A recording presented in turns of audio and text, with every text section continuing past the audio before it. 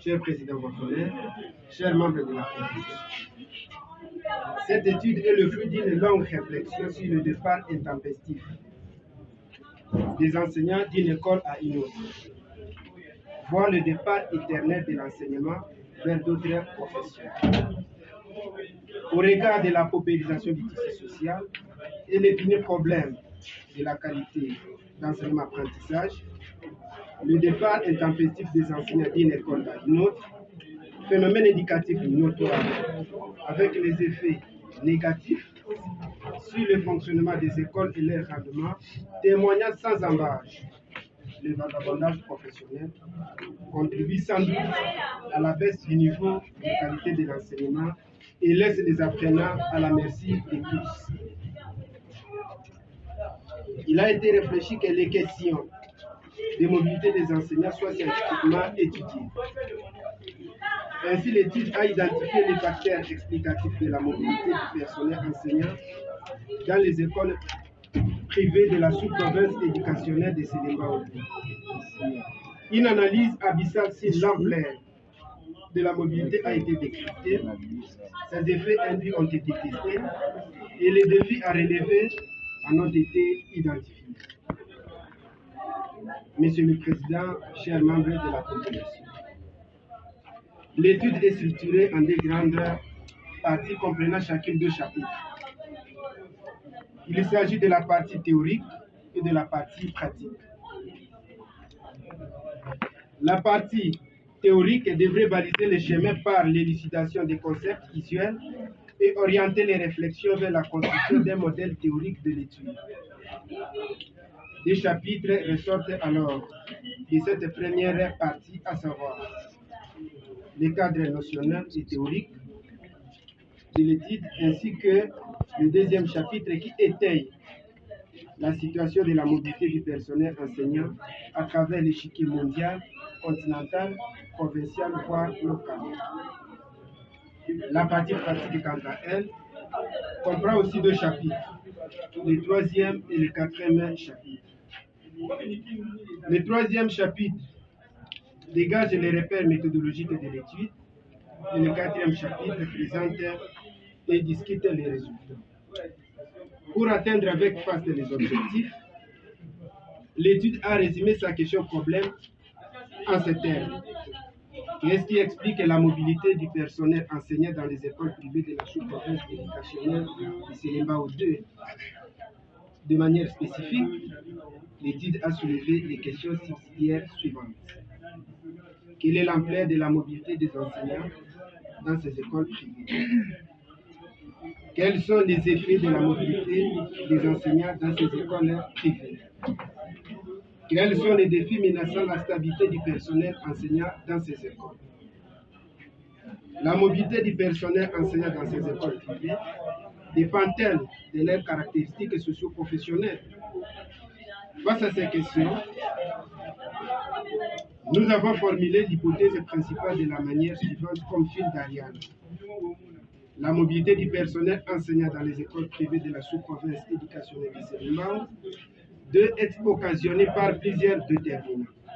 Cependant, les conditions de vie et de travail ainsi que la qualité du leadership et de management sont les plus significatifs avec les effets pervers et plusieurs défis à relever. Par ailleurs, les hypothèses subsidiaires suivantes ont été émises. 1. La mobilité du personnel enseignant dans les écoles privées ciblées et interurbaines est fréquente. Elle se traduit par le changement intempestif des enseignants d'une école à une autre, de même niveau d'enseignement et rare d'un niveau inférieur à un niveau supérieur et vice-versa. L'enseignant le plus mobile a presté dans plus de 10 écoles et la moyenne générale est de 4 écoles par enseignant. Cette mobilité est donc intense ou moyenne. Les effets de la mobilité du personnel enseignant sont multiples et nous les avons regroupés en 5 catégories. Il s'agit des effets d'ordre migratoire, des effets d'ordre pédagogique, des effets d'ordre éthique et des effets d'ordre de carrière. Les défis menaçant la stabilité du personnel enseignant des écoles ciblées sont entre autres les défis de la rémunération, des conditions de l'enseignement-apprentissage, du climat d'injustice, des corruptions, d'antivaleurs et du climat de tension et de mauvaises relations interpersonnelles. La mobilité des enseignants dans les écoles privées ne dépend pas de leurs caractéristiques socio-professionnelles telles que le genre, les statuts matrimoniaux, les âges, les anciennetés, les fonctions, les niveaux d'études, les cycles d'enseignement et les écoles d'appartenance. Monsieur le Président du jury, chers membres de la commission, l'étude a opté pour l'approche qualitative au regard de la nature des données.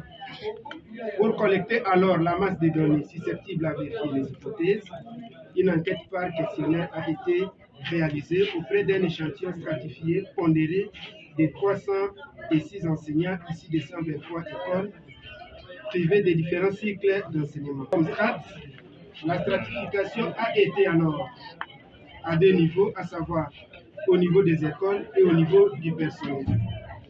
Quant au niveau des écoles, nous avons stratifié les écoles des niveaux maternel, primaire et secondaire pour s'assurer alors du poids de chaque strate. Au second degré, un échantillon était alors opéré dans 306 enseignants, dont 31 agents à la maternelle, soit 27% par rapport à la représentativité, 131 personnes au primaire, soit 47% au regard de leur représentativité, et 144 enseignants au secondaire. Il s'agit de la technique d'interview et de la documentation. Les questions proprement dites ont été regroupées autour des quatre principaux thèmes, à savoir état des lieux de la mobilité du personnel, les facteurs explicatifs de la mobilité du personnel, les effets induits de la mobilité sur le rendement et les défis du personnel et les défis à relever. Chaque thème avait des items à 5 degrés, dont totalement d'accord, partiellement d'accord, ni en accord, ni en désaccord, partiellement en désaccord et totalement en désaccord. L'instrument de collecte des données a été soumis à une vérification rigoureuse au niveau de la pré-enquête grâce au test de Cronbach en vue de se rassurer de ça, avec les degrés de fiabilité bons. Il s'est de noter que les données recueillies sont analysées séparément. Mais la composante quantitative a été le premier utilisé alors que la composante qualitative a été utilisée en second lieu pour alimenter, démontrer et faire parler les chiffres en vue de donner une explication claire. Ces données ont été alors traitées à l'aide de l'analyse de contenu et de l'analyse statistique. Des types d'analyse ont été effectués, en l'occurrence l'analyse univariée et l'analyse bivariée. Après toute démonstration, les résultats de l'étude ont montré que 77,8% des enseignants ont connu la mobilité au cours de leur carrière avec une moyenne de 4 écoles par enseignant, sachant que cette mobilité est plus interurbaine. L'analyse a montré en gros une corrélation significative entre la mobilité des enseignants, considérée comme variable dépendante, et les 7 facteurs explicatifs de celle-ci, avec les avis affirmatifs suivants. Pour les facteurs liés à la xénophobie et discrimination, 66,17%. Pour les facteurs liés à la préférence et localisation, 78%. Pour les facteurs liés aux conditions de vie, 55,8%, et management de l'école, 53,3%. Et les facteurs liés au climat organisationnel de l'école, 55,8%. Et a été observé statistiquement entre les caractéristiques socio-démographiques et professionnelles des entités et le nombre d'écoles prestées par les enseignants depuis le début de leur carrière au niveau de leur genre, statut matrimonial, ancienneté, âge, niveau d'études et leurs fonctions. Les résultats ont montré qu'il existe plusieurs effets induits de la mobilité du personnel qui sont regroupés en 4 catégories, à savoir des effets d'ordre migratoire, les effets d'ordre pédagogique, les effets d'ordre de la carrière et les effets d'ordre éthique qui ont tous montré leur lien avec la mobilité du personnel. Les résultats montrent qu'il existe plusieurs défis à relever. Ces défis sont alors énormes et ont attesté leur corrélation avec la mobilité du personnel. Il s'agit des défis liés au climat de l'injustice de l'école, les défis liés à la rémunération du personnel, les défis liés aux conditions d'apprentissage, les défis liés au climat de corruption et d'antivaleur à l'école, les défis liés au climat de refus d'appropriation de l'école, les défis liés au climat de manque de dialogue à l'école et les défis liés à l'insécurité et violence à l'école. Monsieur le Président, chers membres de la composition, la littérature sur la mobilité des enseignants est très vaste. Nous ne parlons pas d'innovation, mais plutôt de contributions comme Pivali.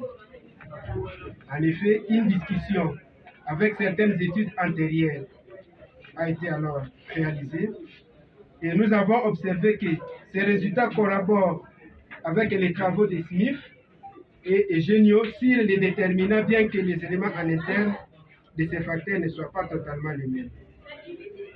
Nos résultats sont aussi similaires à ceux des études de Feng en 2009, Hariko et Esman en 2011, qui ont postulé tout ce que les salaires restent le maître mot et considéré comme l'un des éléments de base du point de vue socio-économique et sur le marché du travail.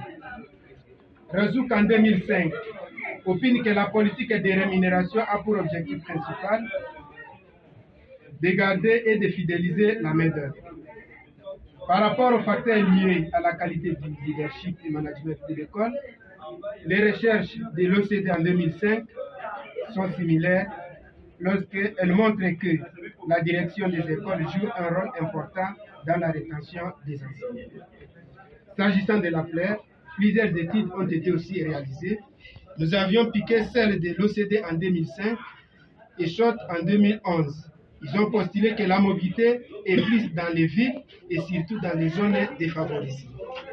Par contre, Eugène, à son tour, a observé que le changement d'un niveau inférieur à un niveau supérieur est observé, ce qui nous met en controverse avec les résultats de cette étude. Quant aux effets induits, les résultats sont diamétralement aussi opposés aux investigations de l'OCDE en 2005, postulant que la faible mobilité des enseignants, que ce soit entre écoles ou entre enseignants et d'autres professions, réduit la circulation des idées et les méthodes nouvelles et les prive alors d'autres professions professionnelles. Il en est de même par rapport au climat organisationnel. Bassiba en 2020 et Elmans en 2016 soutiennent que la méfiance des gestionnaires sur leurs subordonnés ou collaborateurs crée un climat malsain et ouvre une porte aux travailleurs vers d'autres institutions, quelles que soient les conditions de leur rémunération. Monsieur le Président,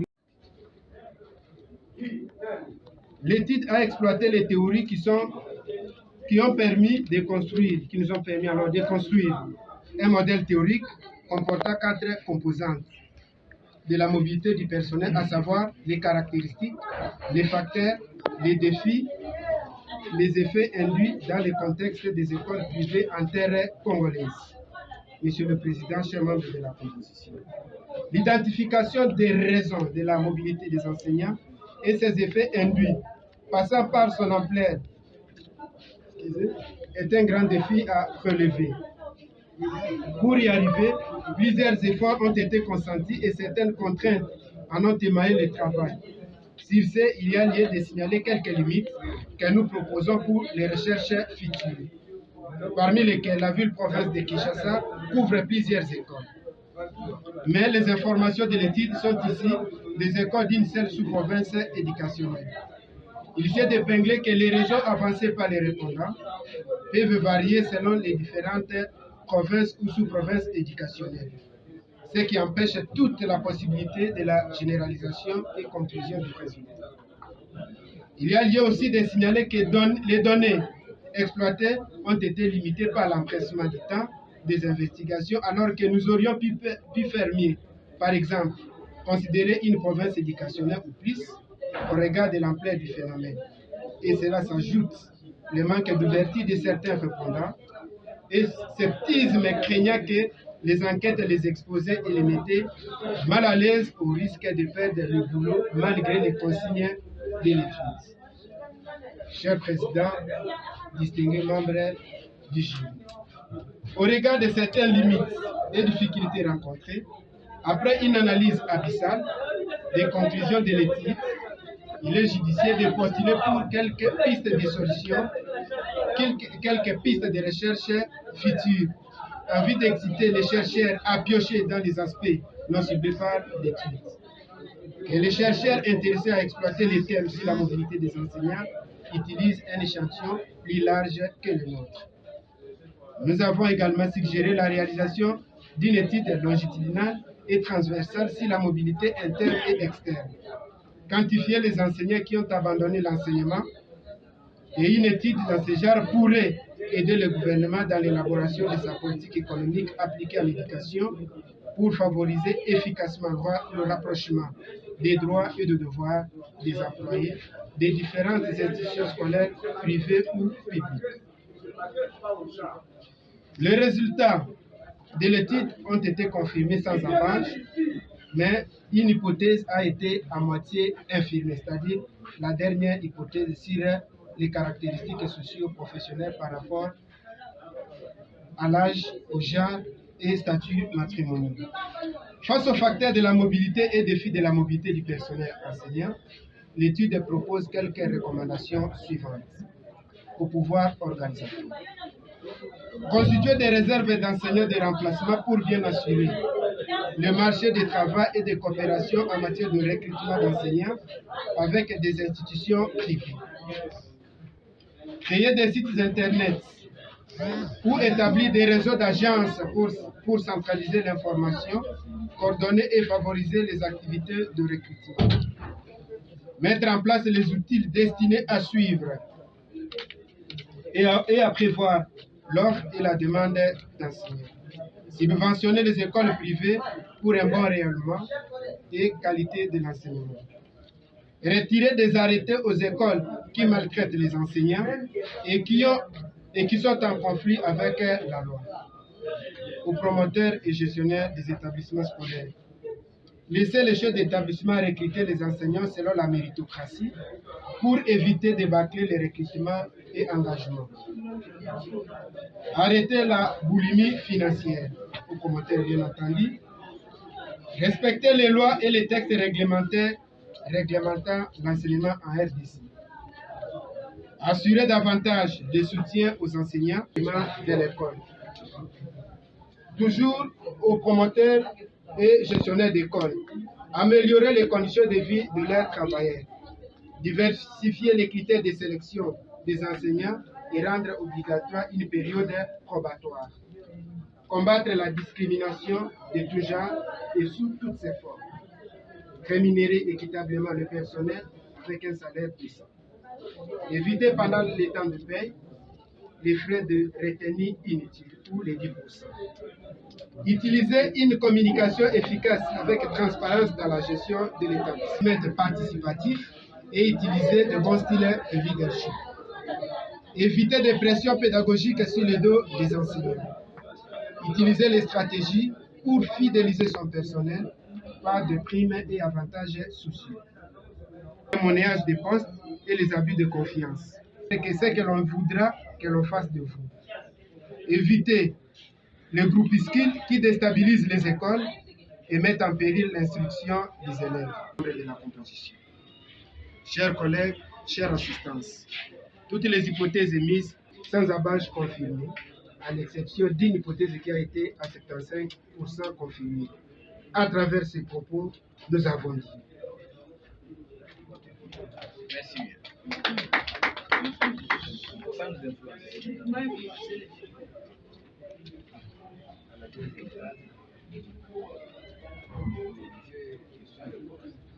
Membre du jury va interagir avec nous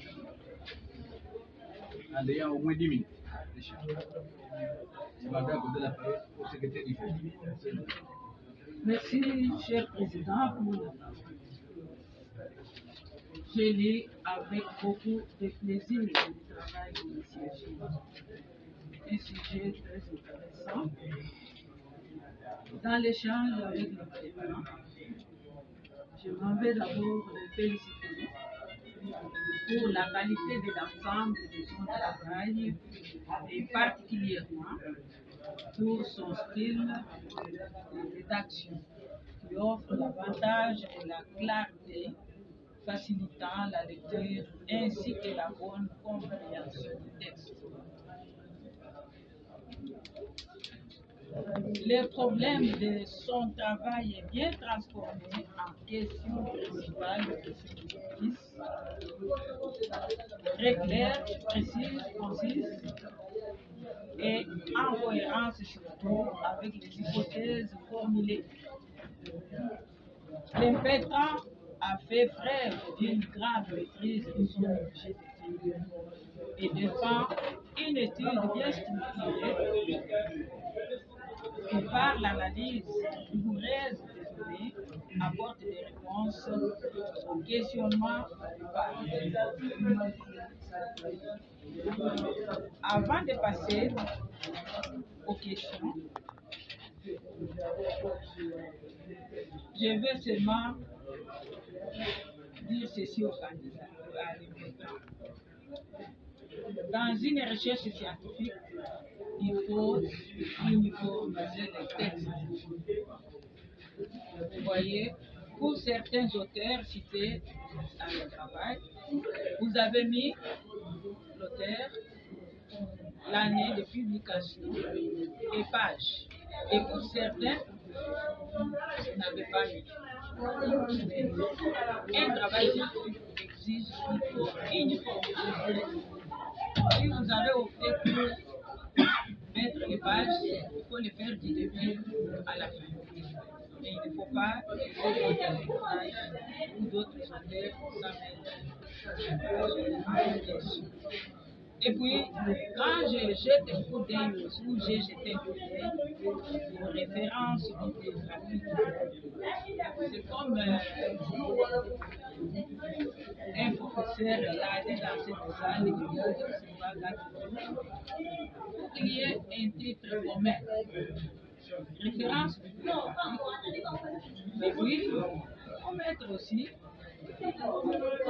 des ouvrages, dictionnaires, ou mémoire des inédits. Mais vous avez mis tout ça. Confusion totale. On ne sait même pas distinguer les ouvrages, les articles, les cours, les thèses, tout ça. Ceci dit, j'ai quelques questions à vous poser. Si vous pouvez prendre note, j'ai quelques questions à poser. La première question. Non, mais moi je suis. Quel rapport y a-t-il entre l'épigraphe avec le poète?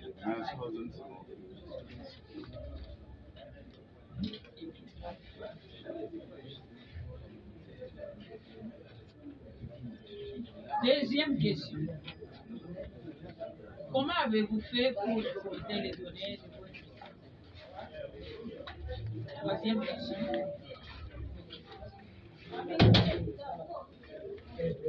Expliquez-nous aussi comment agresser, procéder pour gratifier votre genre.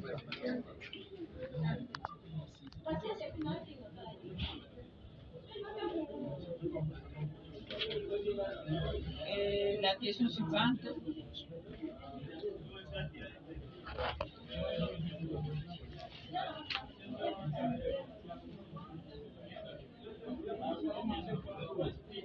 Êtes-vous satisfait d'avoir réalisé ce travail? Êtes-vous satisfait d'avoir réalisé ce travail, cette étude, cette recherche?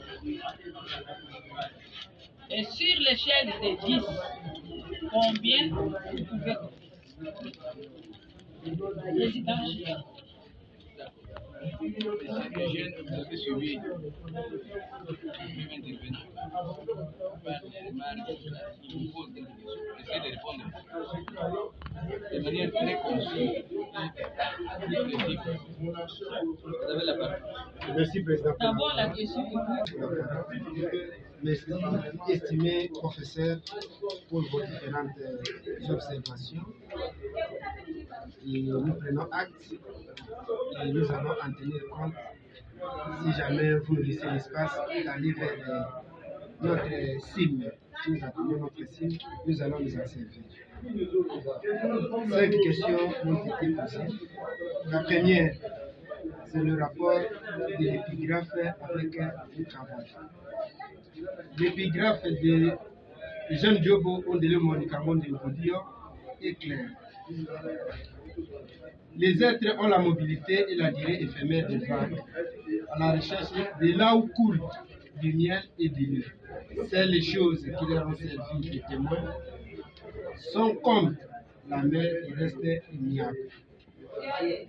Nous parlons sur la mobilité du personnel enseignant. Et cette épigraphe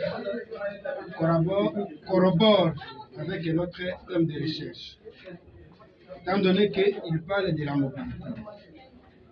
En lisant tout simplement l'épigraphe, vous pouvez déjà comprendre l'essentiel du travail. Lorsque les enseignants quittent d'une école X vers une école Y, il y a une raison cachée. Et ceux qui connaissent réellement la vraie raison, c'est celui qui a quitté cette école. Et ce qui nous a plus motivé même de descendre sur le terrain pour aller jauger, de savoir comment avez-vous récolté les données de l'étude. Cher professeur, pour récolter les données de l'étude, nous avions commencé d'abord par la pré-enquête. Nous étions descendus dans quelques écoles que nous avions ciblées dans la sous-province éducationnelle de Séléman. Et ces écoles-là nous ont fourni quelques informations. Et c'était des questions ouvertes en termes d'entretien. On devrait s'entretenir avec les enseignants et chefs d'établissement ainsi que les secrétaires dans les écoles qui en organisent. Et les réponses nous ont aidés alors de pouvoir élaborer notre questionnaire selon 5 degrés du type de Likert. Nous sommes descendus alors lors de l'enquête complémentaire dans les écoles. Nous avions distribué nos questionnaires et on soumettait cela aux enseignants.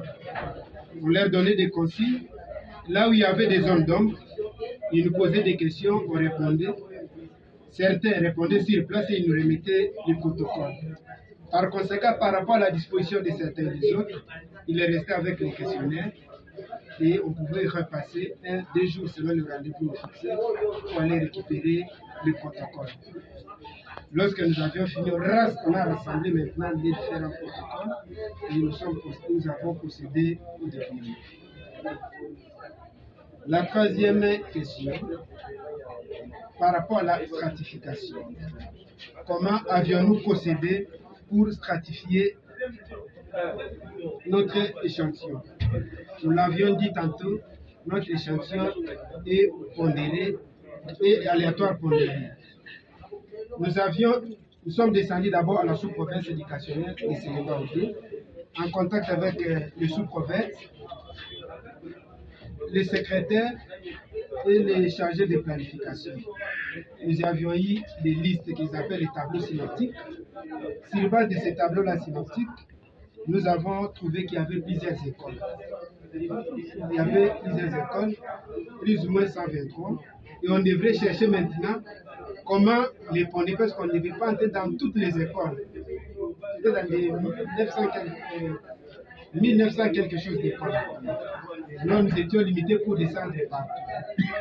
Nous devions alors réaliser un échantillon aléatoire. Un échantillon stratifié plutôt, pas simplement pondéré. Pondéré, c'est-à-dire par rapport au poids de chaque strate. Et notre strate bandée, je ne voyais pas par où passer. C'est comme un aveugle. je suis conduit.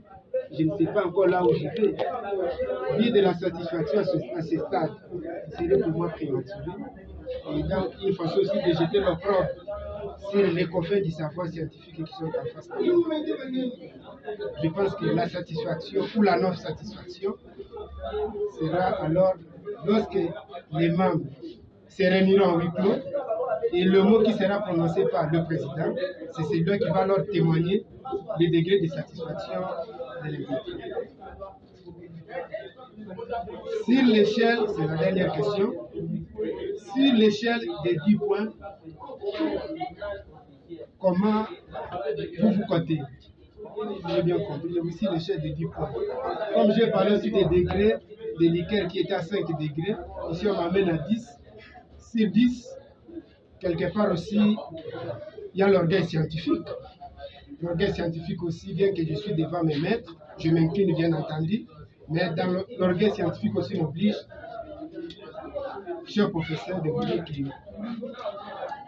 les jeunes jobs ont de l'harmonie, et peut-être 9,5 sur 10. Voilà, monsieur le président du jury, chers membres de la composition, j'ai tenté, avec les efforts personnels, de répondre aux préoccupations de notre cher professeur. Je vous remercie. Je vois que les présidents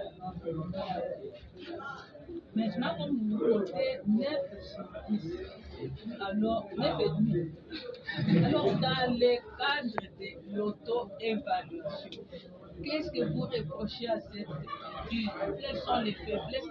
Donc, on peut dire que c'est une Bible. On peut lire évangile par évangile. Quelles sont les faiblesses de cette étude? Pas lire, pas évangile par évangile. Voilà la dernière question. Et toi-même, tu as jeté. Merci, cher professeur. Si je m'étais coté 9,5 sur 10, c'était d'abord par rapport à la hauteur, aux efforts que j'ai à déployer. Et puis, l'un de moi l'idée de dire que c'est une Bible. Vous avez soulevé quelques faiblesses partant de quelques coquilles. Raison pour laquelle ça réduit la notoriété que je puisse me coter 10 sur 10. Je me suis réduit par rapport à certaines remarques que vous avez épinglées, qui étaient généralement des observations, que nous en tiendrons compte bien entendu. Alors, je pense que ce n'est pas une Bible. Les remarques, si nous les intégrons, je pense qu'elles peuvent être aussi une Bible pour les autres.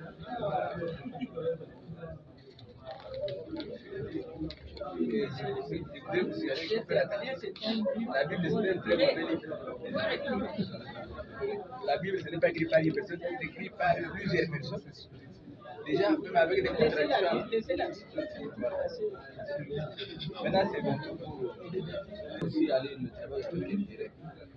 Bien sûr, la massimisation de la fête. Alors, j'ai constaté qu'il y a eu beaucoup d'améliorations par rapport au texte qu'il y avait avant. Mais malgré ces améliorations, il continue encore à définir. Prenons la page des tableaux, c'est la page 8 sur le tableau 10 des tableaux.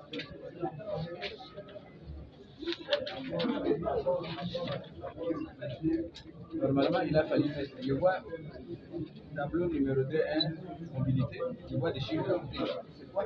Il fallait mettre les pages au-dessus. Les pages. Il y a un des mêmes pour les schémas aussi. Ici, les schémas. Ici, des figures. Ici, des graphiques aussi. Les pages alors, j'arrive à la page numéro 1, c'est-à-dire il fallait mettre là-bas introduction générale. Pourquoi? Parce que j'ai vu à chaque chapitre, il y a une introduction, il y a une conclusion. Alors, la première introduction, c'est l'introduction générale, pour la marier avec la dernière conclusion générale, suggestion. Comme ça, la beauté du texte serait pour preuve. Parce que Partout vous avez dit, interruption partielle, conclusion partielle, l'autre serait général. Vous l'avez pas fait. Et pour preuve, vous avez évité de mettre une conclusion. Puis vous allez vous retrouver avec des conclusions ensemble. Le chapitre 4 n'a pas de conclusion. Or, le chapitre 1 a introduit des conclusions. Le chapitre 2 alors, le chapitre 4, vous avez pas ce que vous avez évité parce que si vous mettez la conclusion, il y aurait en face une autre conclusion. C'est important. C'est pourquoi il a fallu mettre conclusion générale et facile. Ça, c'est le plan de la forme. Alors, quand j'arrive sur le plan du fond, je suis à la page 8. La page 8 où vous déclinez votre vous formulez votre. Je l'ai dit plusieurs fois avec quand on utilise le présent de l'indicatif, le présent indique la certitude.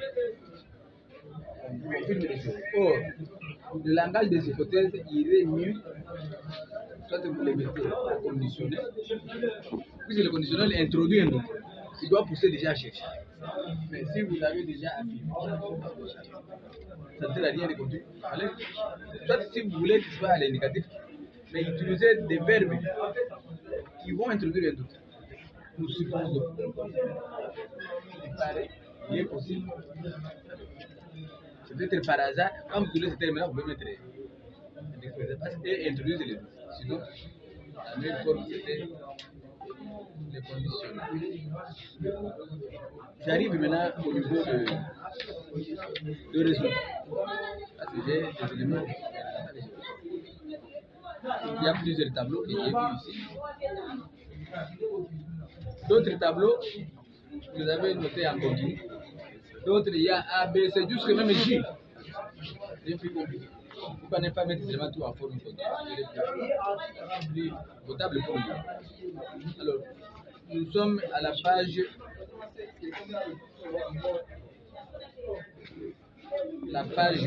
127. À la page 127. Et j'ai joué avec la page 134.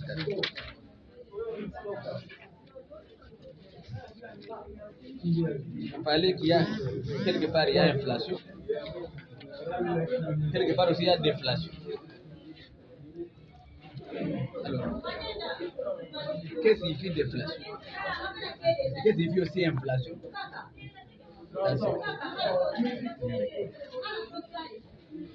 Après mon sens, il y a un élément.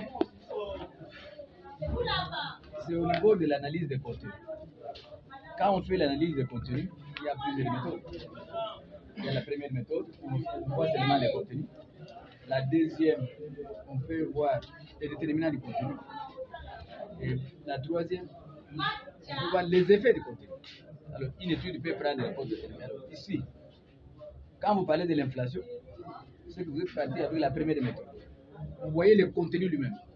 Quand on voit le contenu, on ne fait plus référence à ce qui a donné le contenu. Nous analysons le contenu. De telle sorte qu'une personne peut donner plus de 5-6 propositions. Ces propositions-là n'ont pas à être comptées par rapport à l'auteur qui a mis, mais par rapport au contenu qu'il donne. Ce que ce que nous appelons les occurrences des événements. L'occurrence des événements sont les fréquences qui sont différentes des effectifs. La fréquence, c'est l'apparition d'un phénomène, tandis que l'effectif, quand vous posez au sujet, quand vous dites que 400, vous dites non, il y a inflation. C'est le contenu des éléments que vous avez analysés. Ce sont les occurrences des événements. C'est pourquoi il faut approfondir. Si tu approfondis l'analyse des contenus, tu verras, il sera une très bonne étude. Il va quitter ce langage de l'inflation et de la déflation. Pour la déflation, si quelqu'un n'a pas voulu répondre, parce que nous voyons les éléments. Au lieu de dire non, il y a déflation, il y a inflation. C'est ce langage-là qu'il faut éviter. Oui, il faut l'éviter.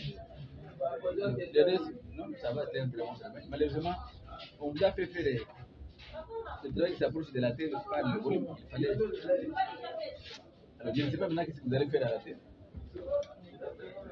Parce que la thèse commence par 250 pages. Vous êtes déjà à presque 200 pages.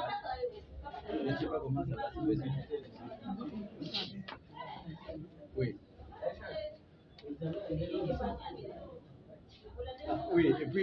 Je vois que vous êtes politicien, comment derrière vous venez avec l'histoire de. Et même le texte ici, il y a encore l'histoire de campagne politique. Voilà peut-être une élection à son temps. Vous êtes candidat à député, plus le moins que vous voulez la députation. Et quand vous avez parlé du problème de la mobilité, normalement, j'étais très content quand vous avez fait la littérature en envoyant les études étrangères. L'élément de la mobilité, le premier élément, ça doit être comme vous l'avez, la recherche du miel. C'est autour de la recherche de l'argent. Les autres font venir, mais le problème de la difficulté, c'est parce que les gens, quand vous posez des questions, il y a des gens qui évitent, vous l'avez dit, il y a des gens qui ont évité de répondre. Ils ont essayé de cacher. Mais sinon, normalement, quand on quitte une maison vers une autre, le premier élément, c'est pour la recherche de l'argent. La recherche des nouveaux lieux. Tout l'argent là. Mais quand vous avez les nouveaux lieux, vous êtes même forcé pour la plupart. C'est pourquoi je demande à l'équipe d'encadrement qui vous oriente encore dans le même domaine. On peut dire mobilité du personnel enseignant dans les écoles privées. Arrêtez là. Et vous faites chercher les écoles privées du Congo. Comment est-ce que les enseignants essayez de réagir si vous avez les arguments. Merci, cher président. Je pense que ce sont ces observations qui les rendront alors de l'eau après de l'eau géants et grands comme vous. Les professeurs sont grands, ils n'ont rien ici. Ils sont en grève pour les professeurs. Ils sont en grève. Vous voulez devenir chez les grévistes. Voilà. En tout cas, ce sont des remarques qui vont droit au cœur. En tout cas, nous allons en tenir compte pour nos différentes recherches. D'accord. Et à cause de la parole, on complice. Oui. Les complices, maintenant nous passons du côté de la complice. Merci, Monsieur le Président. Je suis content d'assister à cette série pour soutenir l'assistant Diop et j'aime, qui m'assiste aussi, qui est mon collaborateur, notre cher professeur. Assistant collaborateur au disciple qui suit un maître, je devine pour le maître même de dépasser le maître. C'est la sagesse que le professeur a envie de nous expliquer et nous continuons à expliquer aussi à ceux qui nous suivent. L'étude que l'assistant Diop nous présente aujourd'hui est une grande explication aux problèmes de faiblesse de l'école que les professeurs ont déjà détaillé. Nous restons dans la philosophie de trouver des solutions. Alors, pour répondre à des problèmes de faiblesse de notre système éducatif, parce qu'il y en a parlé dans les défis et les effets, Diop apporte une explication à ça. C'est l'errance du personnel enseignant. Cette errance se traduit par le égaux, mais du fait que ce sont des conditions de vie et de travail qui contraignent les enseignants d'errer, nous avons voulu utiliser les termes techniques des ressources humaines qui est la mobilité. Et ici, il ouvre une bonne perspective pour ceux qui vont venir après lui, qui peut parler de migration et migration des enseignants, la mobilité des élèves, la mobilité des enseignants à l'enseignement supérieur et à tous les niveaux. Et je lui félicite pour la qualité du travail qu'il a bâti. Dans une approche personnelle qu'il a élaboré un modèle théorique, il a soumis à la position du réel et les enseignants ont crédité, ont accepté. Moi, je ne fais que les féliciter. Féliciter son courage et son attachement aux idéaux que nous l'inculquons et à sa modestie et sa simplicité. Mais seulement, aujourd'hui, je ne serai pas complice parce qu'il veut faire un pas qui va lui amener à devenir comme nous. On ne va pas lui accorder comme un cadeau. Moi, je voulais bien l'écouter. Vous avez ici les retombées de votre étude. Qu'est-ce que vous pensez en faire dans l'animation politique, dans l'animation scientifique et dans l'animation sociale? Autrement dit, quelles sont les retombées de votre étude par rapport à la science pour la société et la science pour la pratique. Nous sommes des chercheurs à la fois des spécialistes en ressources humaines, en éducation, principalement en mobilité du personnel. Alors, quoi maintenant tes recherches, tes études, tes résultats peuvent servir de la science pour la science, la science pour la société et la science pour la pratique. La science pour la société, je voulais que tu évoques les éléments politiques. La science pour la science, je voulais que tu évoques les éléments scientifiques. Et la science pour la société, pour la pratique, je voulais que tu évoques les éléments managériels qui peuvent sortir de vos résultats ici sur la table. Mais c'est pour les jury, c'est ma seule préoccupation que j'ai en face de notre famille.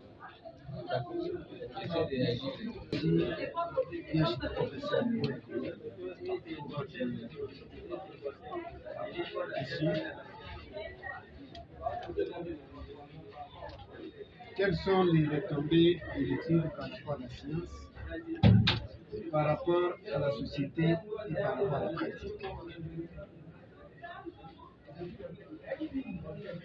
Avant que je puisse présenter les retombées, nous sommes partis d'abord d'un constat. Les conseils nous l'avons dit d'abord, les conseils étaient amers. Nous avons été aussi enseignants, nous le sommes jusqu'à présent. Nous avons eu la chance d'être à l'école primaire, l'école secondaire, et nous connaissons comment, et à l'université actuellement, l'enseignement supérieur, et nous connaissons comment est ce phénomène que nous l'avons, que j'ai essayé d'appeler un phénomène éducatif notoire. Nous étions là, nous quittons d'une école vers une autre, de telle école vers une autre école. Mais les enfants ou les élèves souffrent derrière. Et on ne sait pas décalculer maintenant les conséquences qui sont leurs pervers. Par rapport à cela, il y a de retombées. Du point de vue scientifique, l'étude nous a présenté d'abord un modèle. Il y a un modèle théorique qui peut nous aider, nous scientifiques, des lecteurs en ressources humaines, de s'en servir de ça. Il y a les modèles qui présentent les facteurs, qui présentent les effets et les défis à relever par rapport à la mobilité du personnel dans les différentes institutions scolaires privées, parce que nous étions dans un seul aspect. Alors, cette dissertation recouvre aussi, il y a aussi des néologismes que nous avons tenté d'utiliser pour permettre aux futurs chercheurs de venir aussi les utiliser et soit venir faire ce que nous appelons l'interdisciplinarité. Ils peuvent faire des comparaisons avec ce que nous avons trouvé comme un résultat.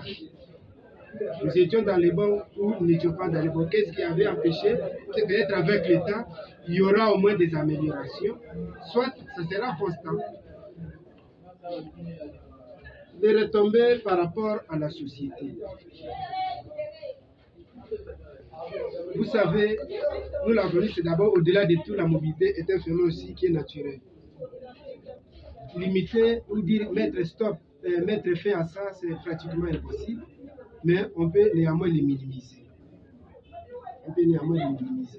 C'est pourquoi nous avons présenté des gammes de résolutions au pouvoir organisateur, parce que nous pouvons tout dire. Si c'est lui qui organise l'enseignement ou l'éducation en général ne tient pas compte de tout ce que nous disons ici, je pense que nous risquons de brécher en vain. Nous avions proposé qu'ils puissent subventionner des écoles privées parce que notre épigraphe dit les enseignants partent d'une école à une autre, ils cherchent là où coulait du miel et du lait. Là, il fait beau vivre. C'est parmi les raisons, ils cherchent les nouveaux dieux comme le baptise le président du Chili. Donc, ils doivent au moins subventionner les écoles privées. Nous avions demandé que le pouvoir organisateur puisse créer ne fût-ce qu'un réseau qui doit au moins recruter les enseignants. Lorsqu'il y a même un départ d'un enseignant, on peut avoir ce qu'on appelle réservoir pour aller tirer et pour venir immédiatement remplacer. Je me rappelle, il y a certains ici présents dans cette salle que je connais bien, qui ont dit abandonner les enfants, ils sont partis ailleurs. Et les enfants, même tout un trimestre, ils cherchent par exemple un professeur de latin. Il était l'unique professeur de latin de l'espace. Il quitte le milieu vers un autre. Il quitte cette école-là vers une autre école. Dites-moi, quelle est la suite de ces élèves-là qui étaient en littéraire? Vous allez voir tout un trimestre à la recherche d'un autre enseignant. Mais si on avait des réserves, on peut directement les piquer, venir les remplacer. Donc il faut des réserves. Et voilà au moins quelques éléments que nous pouvons demander aux politiciens d'avoir une bonne politique en tenant compte de la sociologie et de l'éducation, et sociologie et économie de l'éducation. Du point de vue pratique, nous sommes sans ignorer que ceux qui sont au four et au moulin. Avant qu'on ne voit même les promoteurs, c'est d'abord les chefs d'établissement, les directeurs d'école primaire, soit les préfets. C'est là, je pense qu'ils ont encore un gros morceau de problème. Ce sont eux qui nous rendent aussi un mauvais travail, avec des recrutements bâclés. Et puis ce ne sont pas aussi les promoteurs quelque part, oui. Ce ne sont pas, peut-être ils s'arrêtent à recruter, mais ceux qui engagent, ce sont d'autres, c'est les promoteurs qui viennent engager. La SIA peut présenter, les directeurs ou les préfets, je dis, il peut présenter des bons enseignants. Mais c'est le promoteur qui vient à son tour pour expliquer non, par rapport à l'aspect. Moi, j'étais comme par exemple de l'aspect. J'aime telle province, je n'aime pas telle province. J'aime telle tribu, je n'aime pas telle tribu. Il commence à appliquer maintenant par rapport à ce que nous appelons ses propres intentions intrinsèques. Alors que le directeur ou le préfet l'a aidé à faire un bon recrutement. Arrêtez, vous parlez beaucoup. Je voudrais vous donner un conseil. Qu'est-ce qui signifie antivaleur? Il faut faire très attention parce que nous l'avons dit plusieurs fois ici. Je vais parler aux politiciens, je dis, mais allez dire, il ne faut pas le dire comme ça. Oh, nous voulons lutter contre la corruption. La corruption augmente. Déjà. Pourquoi il faut faire attention quand vous dites antivaleurs? Quels sont les antivaleurs? Il faut faire attention. Sinon, c'est la loi d'attraction, elle est là, une loi naturelle. Et qui risque de vous prendre. Les antivaleurs risquent de vous entourer, il faut faire attention. Il ne faut pas les citer. Si vous les citez, vous les attirez.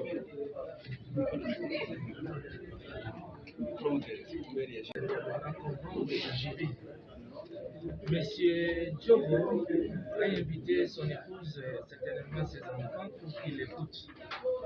Parce qu'il va soutenir non pas le travail des apprentis, des graduats, des graduats, les mémoires de licence, mais il va plutôt soutenir les mémoires d'obtention du diplôme d'études approfondies. Monsieur Diogo, Jésus-Christ, lorsqu'il s'est trouvé en face de ses apôtres, il leur a posé la question: qu'est-ce que les gens disent de moi? Et ensuite, qu'est-ce que vous dites de moi? C'est comme si, en relation avec votre production scientifique et votre travail vous pose la question: que dites-vous de moi? Et lorsque ce travail vous pose cette question, c'est qu'il y a à relever ce qui est du nouveau. Mais malheureusement, vous avez rejeté déjà cette préoccupation pour dire qu'il n'y a pas d'innovation, il n'y a que des contributions. Mais le travail que vous avez évoqué, les travaux que vous avez évoqués de Bassiba et de Heymans, en termes de comparaison, qu'est-ce que vous en dites? Qu'est-ce que vous en dites? Y a-t-il de nouveau ou y a-t-il des contributions? Relancez-vous le débat en matière de la mobilité ou renforcez-vous le débat en matière de la mobilité? Ou bien vous êtes en train de clore le débat en matière de mobilité?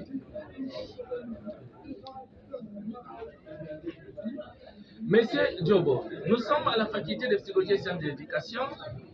Un professeur enseigne au département d'OSP, les mêmes professeurs enseignent au département de GAICEF, les mêmes professeurs enseignent au département de psychologie et les mêmes aussi enseignent au département des sciences et de l'éducation. Y a-t-il mobilité? Et les professeurs enseignent au département de psychologie cette année académique. L'année suivante, ils quittent le département de psychologie au sein de la même faculté pour se retrouver dans le département de GAICEF. Et l'année là, il quitte encore pour aller se retrouver au département des sciences d'éducation. Et il quitte encore les sciences d'éducation au sein de la même faculté pour se retrouver au département d'OSP. Y a-t-il mobilité? Monsieur le Président du jury, je voudrais que de la tête de Diop puisse sortir des réponses, devant convaincre sa propre épouse. Je pense qu'elle est là. Elle est là. Voilà. Que mon mari, quand il avait parlé, il avait réellement parlé. Répondez à ces questions. Votre travail vous pose la question, que dites-vous de moi? Et lorsque le travail vous pose cette question, que dites-vous de moi? Et vous avez en face de vous Bassiba et Eymans. Mais vous rejetez l'hypothèse de l'innovation pour parler de l'hypothèse de la contribution. Mais dans ce contexte de mobilité, y a-t-il, vous relancez le débat? Ou bien vous êtes en train de clore le débat? Ou bien vous renforcez le débat en matière de mobilité? Et mobilité comme concept et réalité. L'enseignant qui évolue au sein de la faculté de psychologie, il enseigne et au département de sport, et au département de psychologie, département de GAISEF, département de psychologie. Y a-t-il mobilité? Et si cet enseignant enseignait une année académique au département de sport, au sein de la faculté de sciences d'éducation, il se retrouve dans un autre département, au sein même de la même faculté, GAISEF, psychologie, sciences d'éducation. Y a-t-il mobilité? Monsieur le Président, je pense que je me limite à ce niveau-là, tout en les félicitant. Parce que j'ai trouvé qu'en fait, il ne pouvait même pas être avec moi si je ne l'avais pas trouvé intelligent. Parce que je l'ai trouvé intelligent, c'est pour cela qu'il est avec moi et avec le professeur Luboya dans le temple du savoir. Merci beaucoup, monsieur le Président. Est-ce que vous avez quelque chose à dire? Que dites-vous de moi? Non, qu'est-ce que... Je vous pose la question. C'est par rapport Je vous pose la question. Quel dites-vous? Là, je fais c'est par rapport au figure de style que j'utilise. C'est le travail qui se pose cette question-là. Qu'est-ce qu'il dit du professeur Yaoui de Manzal? Oh. Hein? C'est son travail. Qu'est-ce que ton travail dit-il de toi?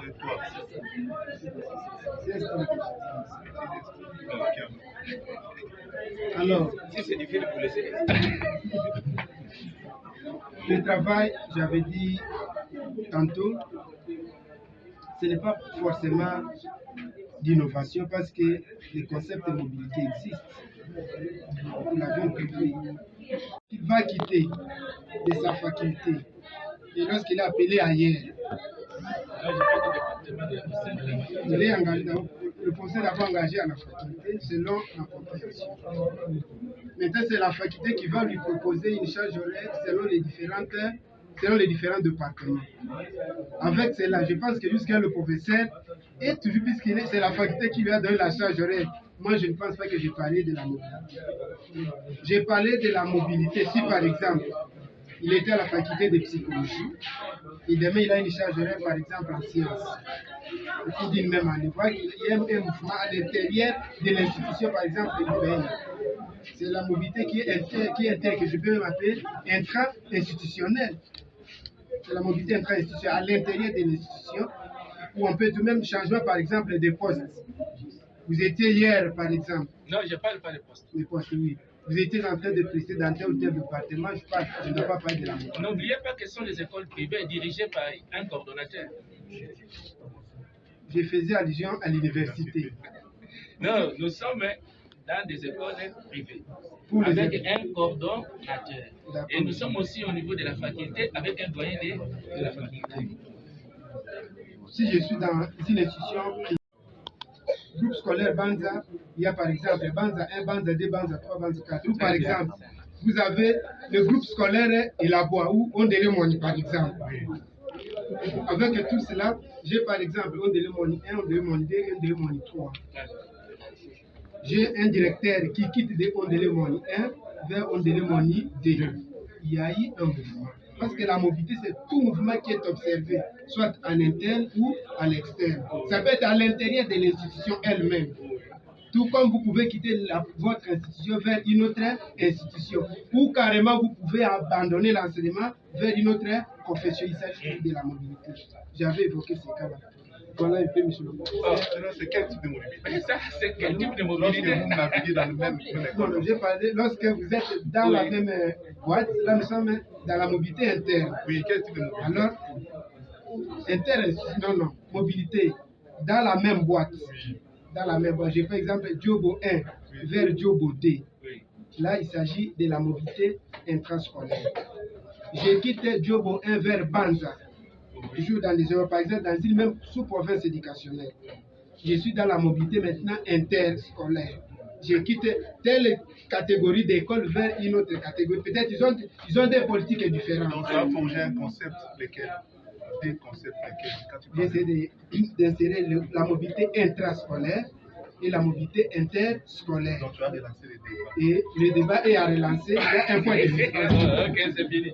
Oh, merci. Oui, mais si tu peux se retirer avec les candidats, Félicitations.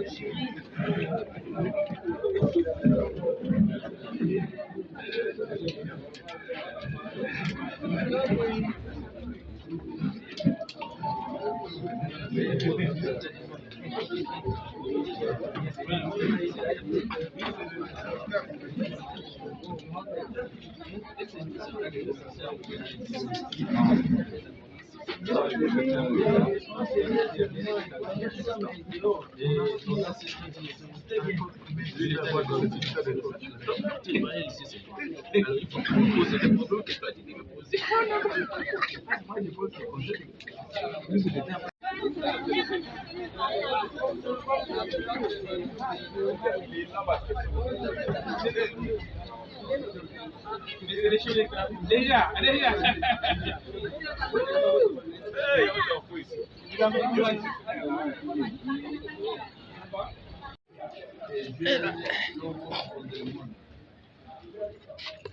Après délibération en cours, le jury a pris la décision suivante. Monsieur Eugène Diobo a réussi à l'ensemble des épreuves avec la mention grande distinction.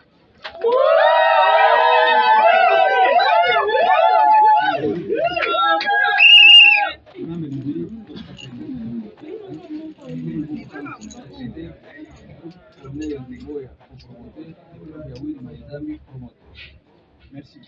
Merci.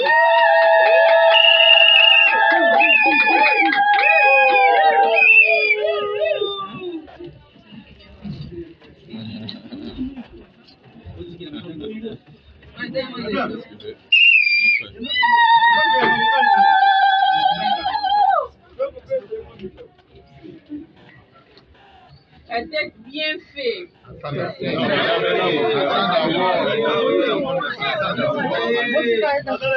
tête bien faite. Très bien. Distinction maintenant. Merci.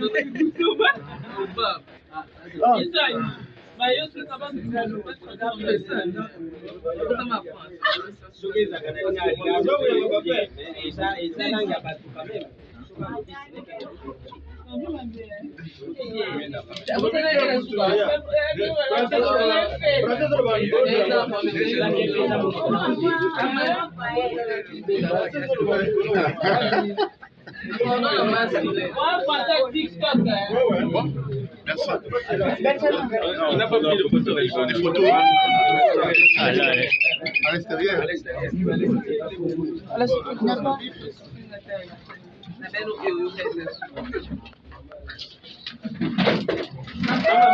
Maman.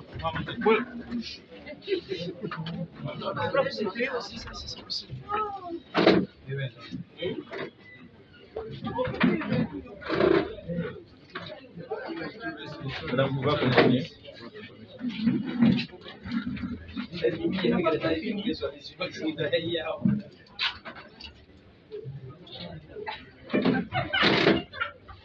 C'est le doctorant.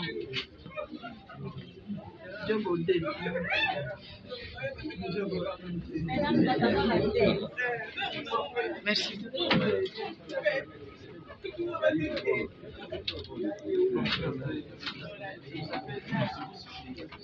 C'est fini. Bonjour.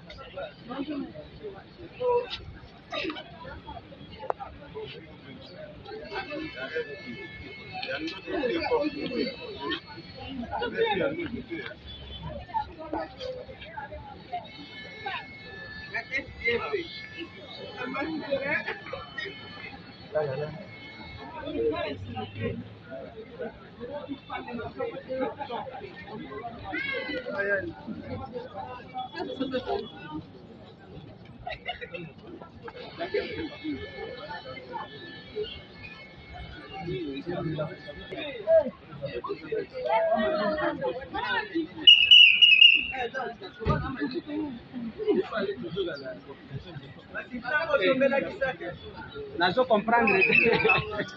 Basi flambo sombela kisaka.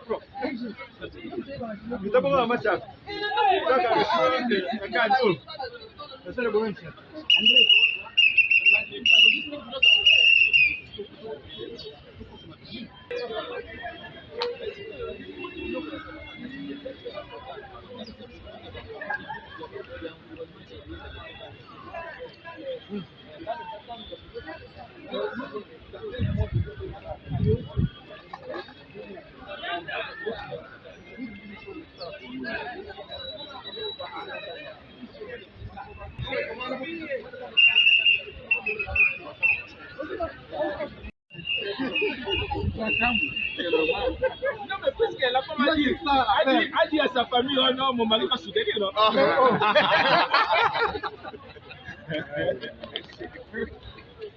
Il n'a pas le choix.